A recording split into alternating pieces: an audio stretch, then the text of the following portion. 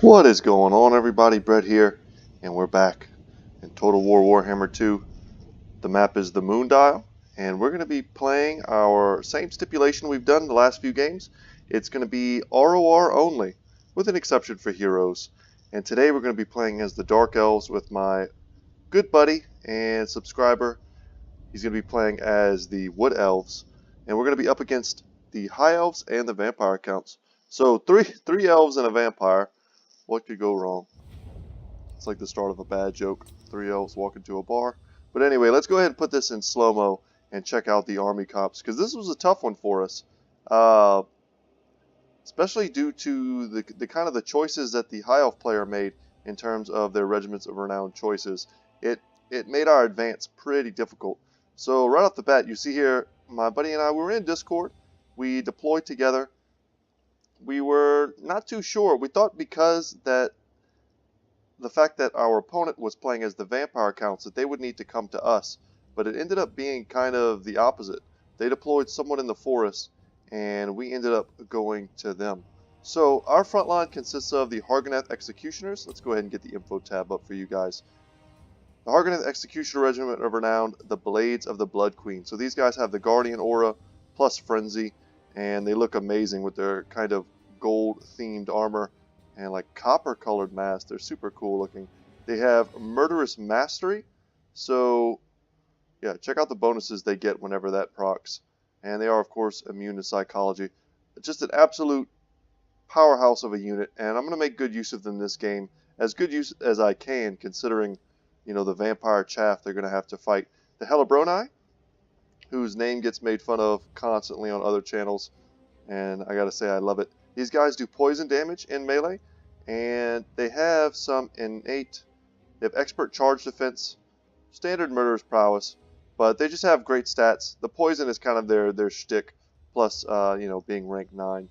We also have out on the wings here as our cavalry contingent, fully expecting to see other cavalry from our opponents, but hoping to use these guys in an offensive against lots and lots of Vampire Counts infantry.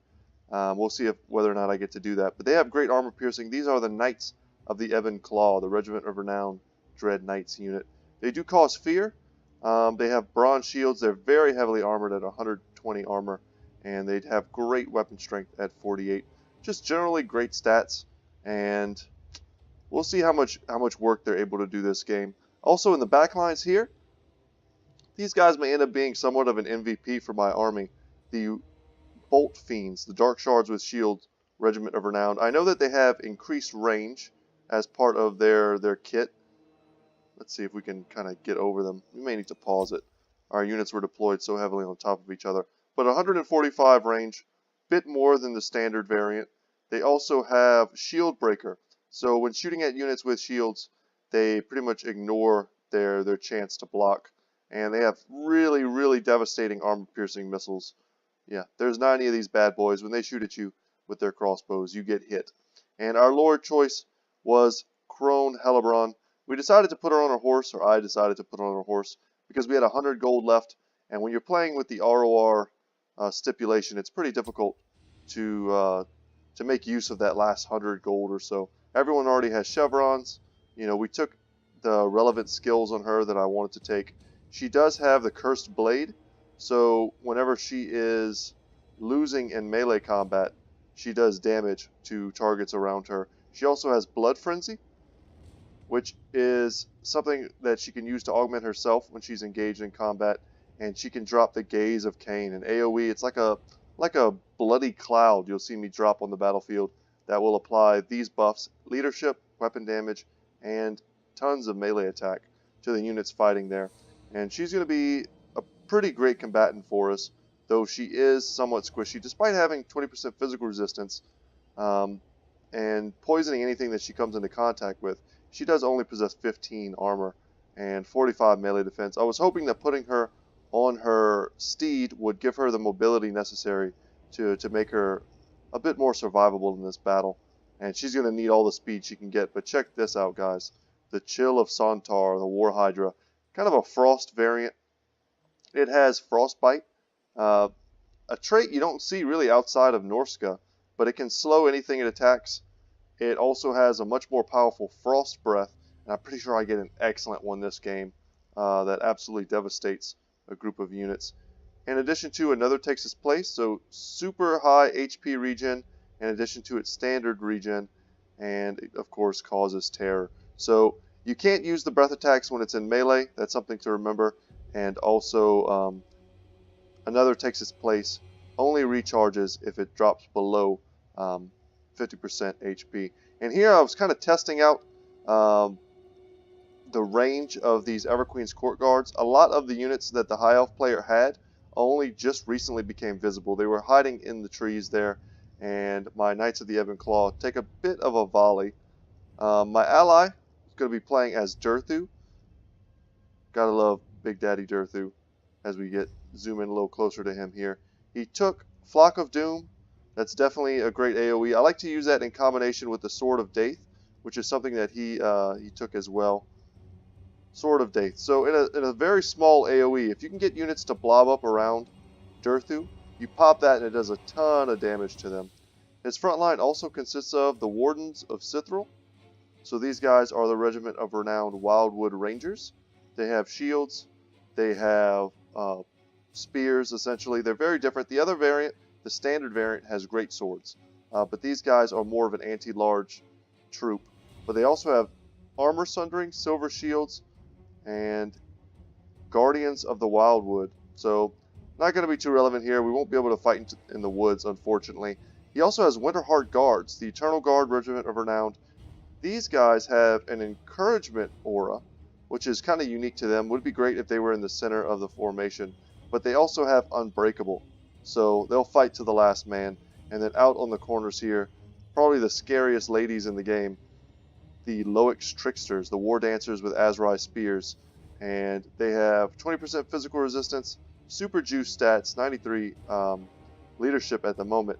And they have the ability Storm of Blades to go much more offensive than defensive if you would like them to. And Loic Shroud, so you can increase their speed, give them Stalk and Unstoppable, and let their Frenzy do the rest. Anything else? What else? What else am I missing? I know they had a ranged unit. Oh yeah, here we go. They had some incoming undead threats that I was trying to make us all aware of. But the Chillgeists were looming. The Hex Wraiths, very quick, 94 speed. They're ethereal. They cause terror. You need magic damage to take these guys down. And if you don't have it, you're going to be in a lot of trouble when they finally reach you. The Hawkeyes of Drakira. These guys are almost certainly invisible at the moment, and I'm sure they are. Hawkish Precision.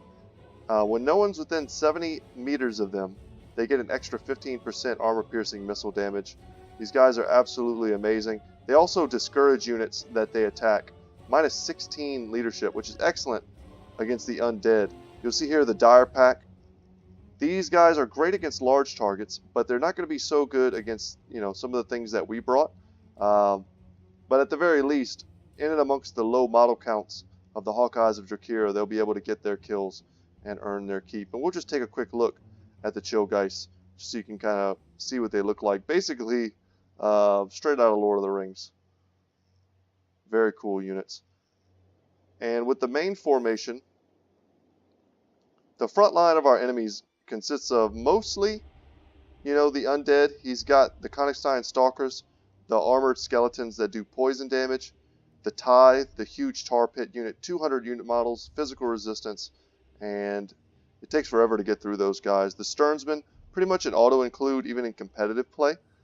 Silver Shields, 90 armor, and regen, the all-important regen, keeping them up in battle. The Feasters in the Dust, kind of surprised to see that these guys weren't Vanguard deployed. They have poison. Their Vanguard and Stalk is kind of what makes them, really unique. A lot of times you'll see them placed well behind any formation. They would have been great paired with the Dire Pack, honestly. But having them back here, not a bad idea. It's going to allow them to protect their ranged components. And you'll see out on the flanks, my ally and I were trying to get up and around and get to these ranged units. But unfortunately, even with the Wild Hunters of Kurnos, the Wild Riders with shields, they have Guardian, Frenzy, they cause fear, and 20% physical resistance. They're just a powerhouse unit. The Fireborn is here protecting them, as well as the Heralds of the Wind. We saw those in one of the previous videos that I did. Super fast. They do magic damage, and that's going to bypass a lot of the physical resistance of the Wild Hunters of Kurnos, and they're going to be able to get their shots in. And as well as the Fireborn, who are also anti-large specialists that deal magic damage. They're not going to have any trouble at all dealing with the Wild Hunters of Kurnos. This is the exact fight that they want to take. And my buddy realized a little too late that he was engaging them in melee, and that's not going to be a good battle for him. Boss protection going off from Illyrio the Radiant, buffing their stats, making them even more hardy in battle. And I'm just taking a ton of damage from the Everqueen's Court Guard. This is all from them. Just a couple volleys here and there, and they're just getting absolutely dumpstered. I'm trying to pull them back so that they're not useless in melee for me in the future with my Bolt Fiends, trying to counter skirmish the Everqueen's Court Guard, but they have just such superior range that there's not much I can do about it. The Chill of Sontar, the Hellebron, Crone Hellebron I should say, they're going to get into melee here with the Tithe, and the Sternsmen are going to be brought in.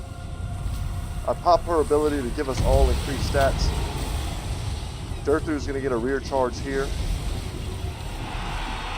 But this is a kind of a good fight for us. We managed to kill tons of Varix Reavers with the Leoix Tricksters and the Blades of the Blood Queen. But with their regen, they're going to be doing just fine. They're going to circle in the back.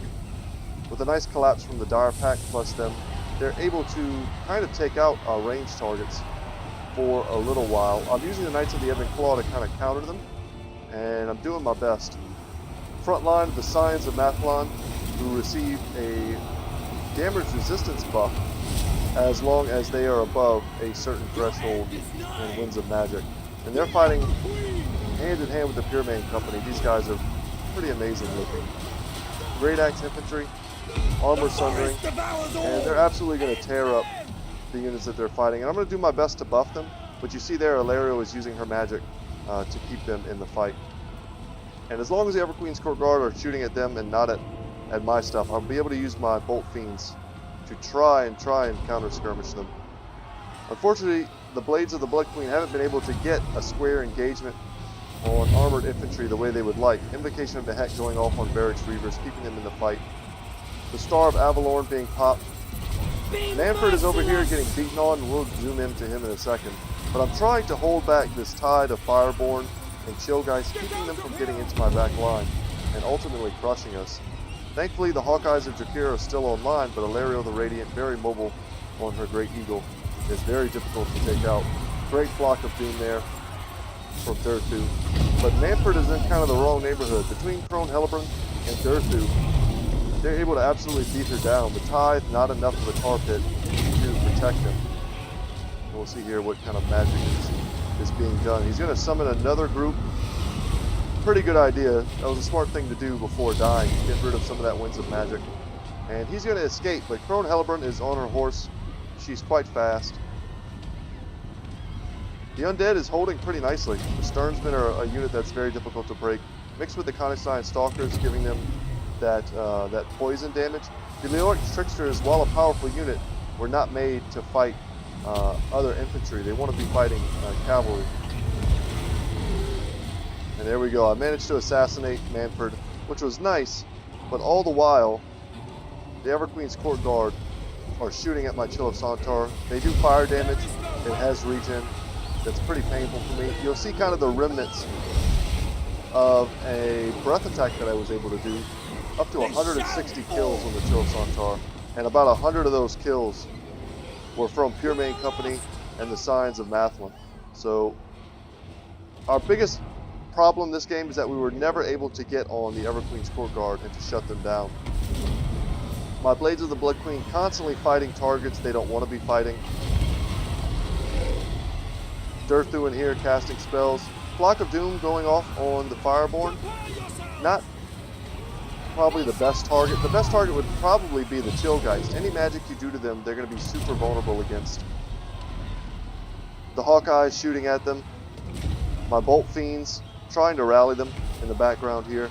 But I'm being chased. I'm having to constantly micro Crone Hellebron away from these Fireborn, looking for a nice place to hide her in combat.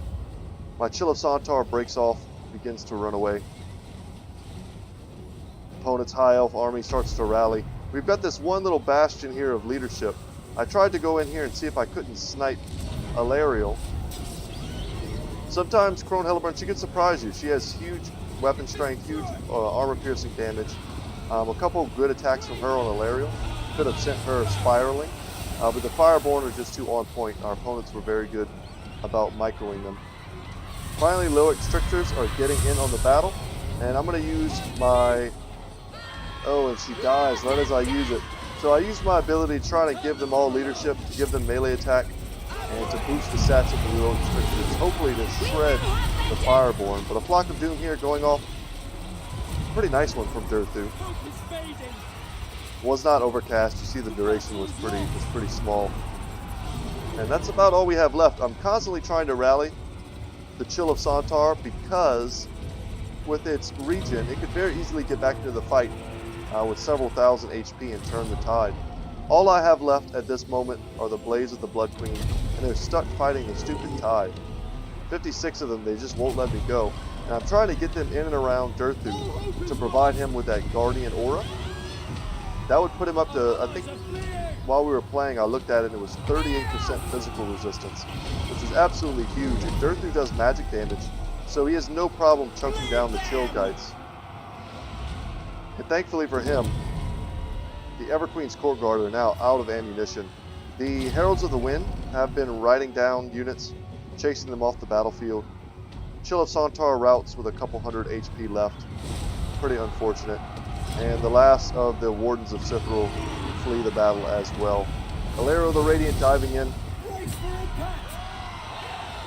It's not really a battle she would want to be in. We have a lot of units here, but unfortunately there's not enough of us. The Blades of the Blood Queen, 18 leadership at the moment, dropping down. Will break in just a bit here. It was nice while they were in here. If there's any Lord in the game that can sit in and amongst this many enemies and continue fighting, it's definitely Durthu. Flock of Dooms, high physical resistance. The Sword of Daith, which he was able to use twice to good effect in this game. All of those things allow him to help turn the tide in something like a pit fight. Great Flock of Doom is going to cause damage. May not get any kills though. The Winterheart Guard's fighting to the last man as he gets stabbed by one of his kin. Well, and there he goes. There he goes. The Blades of the Blood Queen are not going to stick around anymore. They've been broken. And despite how strong Durthu is, if he had maybe just a bit more mana or another Sword of Daith, a Sword of Daith there in this kind of a pit fight would have absolutely killed many, many units. But that's going to be it. The last Winterheart Guard holding on. And there he goes. He gets cut up unceremoniously by the Chill Guys. So that was a fun one, guys. I would say, you know, if I had to boil it all down to why did we lose, why did they win? First off, our opponents were very good. They played that matchup very well. They knew what their important units were. The Everqueen's Court Guard, keeping them tucked nicely in the back, using Alariel the Radiant for excellent healing. They had healing. You know, just having healing in itself is such a huge boon.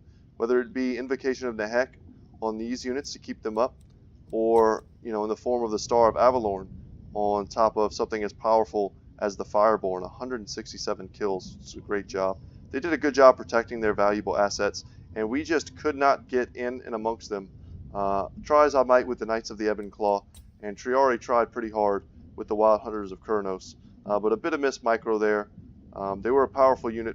Probably would have been better off just sitting behind Durthu. They do provide the same kind of Guardian Aura as the Blades of the Blood Queen. So despite them getting a lot of kills, it was mostly undead chaff. Would have loved to be in the thick of it, getting kills against high tier high elf infantry, but that was just not to be. And Crone Hellebron, despite being able to gank Manfred somewhat early in the battle, yeah, too much heavily armored cavalry on the battlefield. The Everqueen's Court Guard are absolute monsters. Even still, after getting all of these kills and doing all that work with all of that DPS, they were still able to run into melee and take fights that way. But guys, thank you so much for watching. Thanks to my opponents for playing an excellent game. Thanks to Triari. We ended up playing more games. We did some 1v1s, which ended up being super fun. I hope you guys stick around tomorrow as I cast those. And yeah, hope you enjoy. So once again, guys, my name is Brett. My channel is Good Talk Gaming. If you enjoyed this video, I hope you consider subscribing. Like the video if you did enjoy it. And as always, guys, I will see you in the next one. Take care.